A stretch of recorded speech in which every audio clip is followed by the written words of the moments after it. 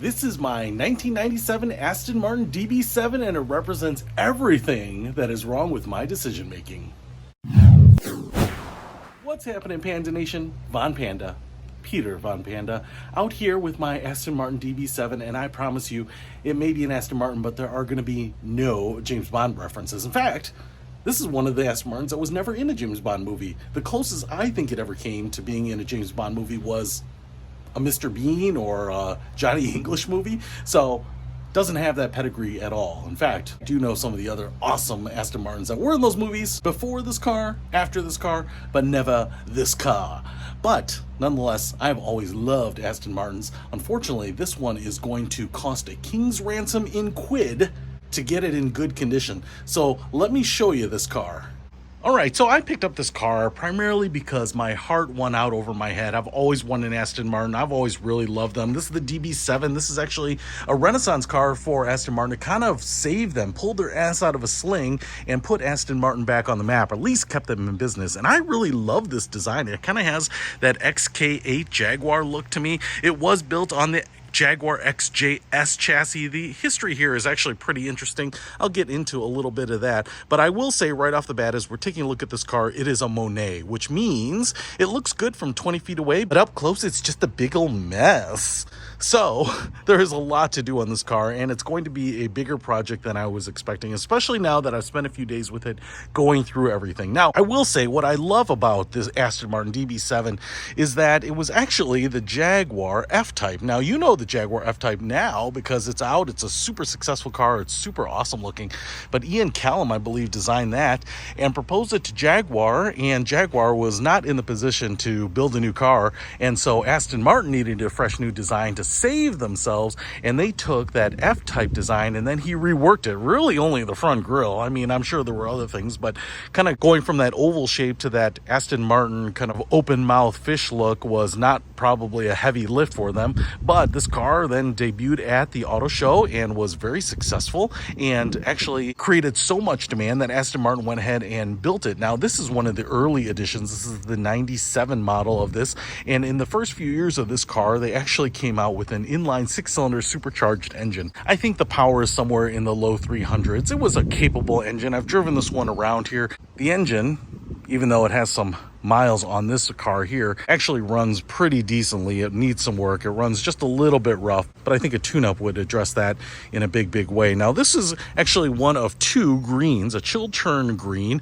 and then they also had what I think was more of a British racing green. I actually like this. I wasn't looking for the car in this color. You know, it's one of those things where not a lot of these cars come on the market. They don't trade hands very often, and so I would have liked something that's a little bit more contemporary, but I actually did like this color after seeing it, and so I picked it up. I actually like it more than that British racing green color. It's just kind of like a green, gray, metallic, and it's not incredibly offensive or anything, but it's probably not my first choice. Now, the one thing I really did like about these 6-cylinders is these turbine wheels that came on it. This one is in really rough shape. I'm going to point out a bunch of the stuff that is not great shape. The wheel itself, although dirty, is probably not in that bad a condition. You can see it's really just dirt for the most part down there, but the paint on the center cap here, which is just covering the lug nuts, is in really bad shape. On the other wheels, it's actually not in that bad a shape, so these wheels probably need a refinishing. I was thinking of doing that myself, but we have a refinishing company 10 miles away from me, so why steal business from them, right? But generally, for the last 8 years, it's been in the hands of the last owner, who did not drive it much. You know, I wouldn't call it neglected, but I also would not call it cared for. You can see these headlamp covers are basically etched over. They're very foggy. That can be salvaged. There are some scratches in the paint. There are some like little cracks. This is probably the worst one right there. You can see it in the paint, but you don't have really big chips falling off the paint or anything. There are some door dings. Obviously, these tires need to be replaced as well. We have some refinishing of the plastic that's going to need to be done here. You can see how aged. When it starts looking white, that's not a really good sign. The interior is in really rough shape, and this is what, you know, kind of scares me the most, because this is not a DIY job. You can see here the top of the leather here is just pulling away. I don't want to really ruin it any more than it is, and you know, cracked, and it's pulling away everywhere, but it just is most obvious right up here where it's not even meeting the top of the panel. And then what ends up happening on some of these is that you can see the leather on the center console is also peeling away in a really big way. Also, This demister vent up here is broken. Could stand a cleaning all around. I mean, even the leather is, well, I wouldn't call it beat up. It's really dirty, etched up. You know, even the shifter numbers right there aren't really visible. They have all faded away. You can kind of see them in some light. But as far as the electronics and everything else, it seems to be working. Now, one of the things that I've noticed, not just on mine, but in some of the other cars here, is that some of the veneer starts to crack. I mean, you can see some little cracks down there. I don't know that that's worth going after.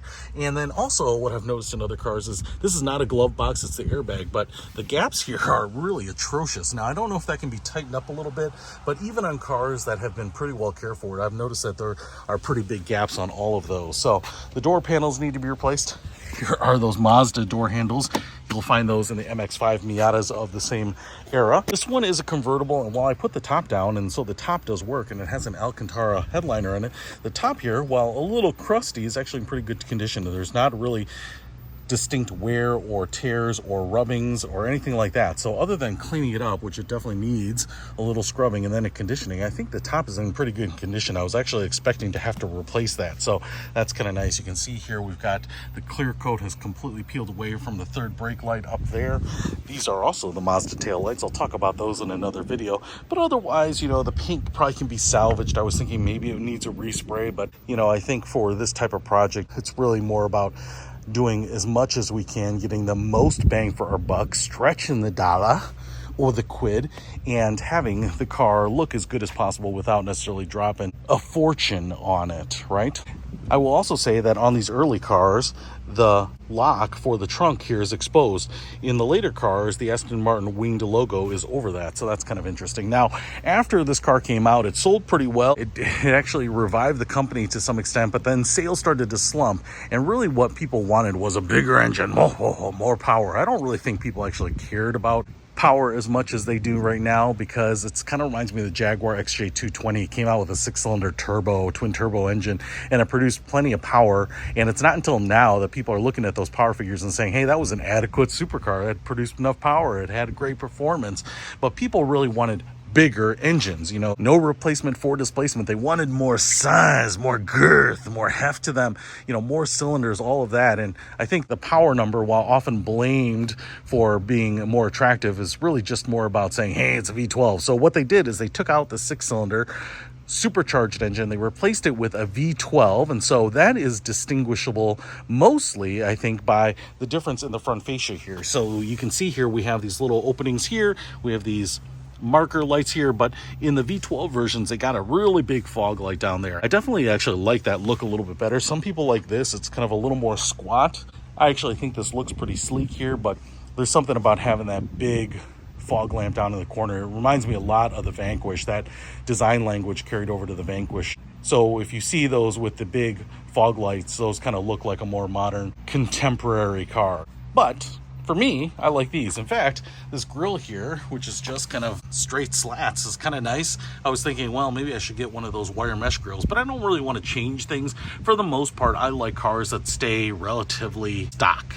For me, unless you're going to really own a car and track it or do something really unique or something that's a really big improvement, for me, I like to keep cars as stock as possible. That gives future owners confidence too, that you haven't tinkered with something, Frankenstein something, and they're never going to find it, or it's going to cause problems or gremlins with something that they'll never be able to track down. So just kind of restoring it to the factory condition as much as possible is kind of what I want to do. I also want to show you here that they put in this wind deflector in here. I don't know where this came from. It's obviously a very good fit. You can see how it fits in there. It folds down like this, it folds up like this. I've never had to fold it down to get the top up, but that's kind of nice because a lot of these don't have it. And as you know, if you've driven convertibles before, that the wind can just smack you in the back of the head, kind of like I was a lot as a kid, but it can mess up your hair. You know, I really wanted a convertible. You know, I'm not sure that this is going to suit my needs, but convertible to go out and enjoy a nice day, go out to the golf course, throw my clubs in the trunk and things like that. So you're seeing this car raw. This car has been sitting in the garage for a long time. Like I said, Monet, you can see all the dirt just sitting on there still. You know, you can see where I've touched it. So just a lot of work needs to be done on this car. I can also tell you that some of the things that you can't see, the brakes need to be replaced. The parking brake doesn't seem to work. ABS parking sensors, I think, need to be replaced. Oil change tune-up, it runs a little rough. I think the spark plugs need to be replaced. We really got to get that interior addressed. We got to get all these little pieces addressed here, you know, make sure that the plastic doesn't deteriorate anymore. Obviously the wheels will help a lot. I was thinking maybe doing some PDR on things like this little door ding right there before getting the car polished and ceramic coated. So we've got a lot of work to do. I will definitely say I may have bitten off more than I can chew on this car. Probably what made up my mind for me on this car was that nothing seemed beyond what was possible. There wasn't anything here that seemed like it was going to be a replacement piece that I couldn't find anywhere. Obviously, because it ran and drove, that was a big selling point, that I didn't need a new engine or new transmission, which probably would have cost more than the car itself. And so it doesn't give you a lot of room to spend a lot of money or restore them. They're just not at that point yet. Now they could become a future classic. I think they already kind of are in some ways.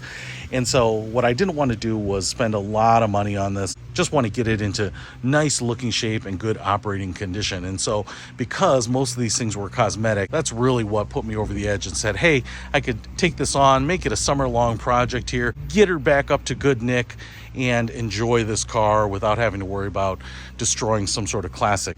So now that I've got my comprehensive list of all the things that need to be done, we're just going to whiteboard them and start getting on with it. And so I'm going to document the process of doing basically a daily or weekly project on this bad boy. Going to pull it in the garage, created space around it so that I can get around it, do all the work that I need to. And so I will share that with you. But I'm pretty excited about getting this thing buttoned up, get it up to snuff so that I can enjoy it. Hopefully we can make it a quick project so that I can start enjoying it as the weather is starting to get nicer here. So let's get her in the garage and start working on her. So stay tuned for more updates and videos on this Aston Martin DB7. Peter Von Panda, out.